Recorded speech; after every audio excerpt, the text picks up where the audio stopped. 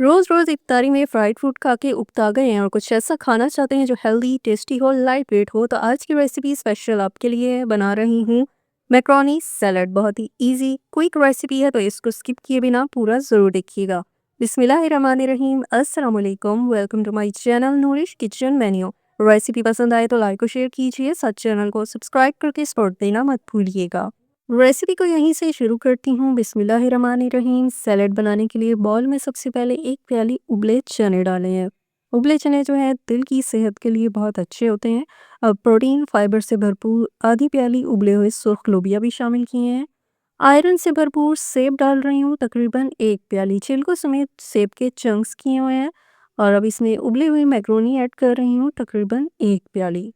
इफ्तारी में जो है खीरे का इस्तेमाल बहुत ही बेहतरीन रहेगा, तो आधी प्याली सैलेड में खीरा भी ऐड किया है और आधी प्याली इसमें जो है चॉप की हुई गाजर भी शामिल कर दी है। यहाँ शामिल कर रही हूँ बंद गोभी, तकरीबन एक प्याली है। ये तमाम सब्जियाँ और इंग्रेडिएंट्स ऐड करने के बाद अब इसमें ड्रेसिंग के लिए 3 खाने के चम्मच पिसी हुई चीनी डाल रही हूँ।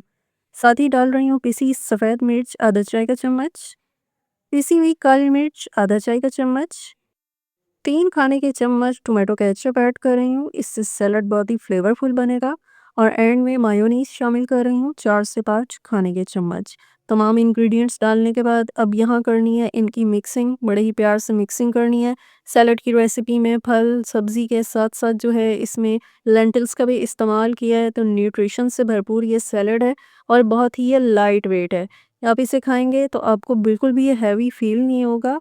तो जनाब यहाँ मिक्सिंग करके मज़ेदार सा हमारा ये सैलेड हो गया है रेडी। सर्विंग के लिए बिल्कुल तैयार है। और रेसिपी देखने वालों से रिक्वेस्ट है, रेसिपी को लाइक और शेयर कीजिए, साथ चैनल को सब्सक्राइब करके सपोर्ट देना मत भूलिएगा और बेल आइकन प्रेस कीजिएगा ताकि न्यू रेसिपीज़ के नोटिफिकेशन आप तक पहुँचते रहें। कम टाइम में बनने वाला सैलेड है। अगर इफ्तार में टाइम कम रह गया हो तो झटपट से रेसिपी तैयार कर सकते हैं। जो इंग्रेडिएंट्स इसमें डाले हैं वैसे भी वो घर में इजीली अवेलेबल होते हैं। तो इस रेसिपी को ट्राई करके फीडबैक देना मत भूलिएगा। मुझे अपनी दुआओं में याद रखिएगा। अल्लाह हाफ़िज़।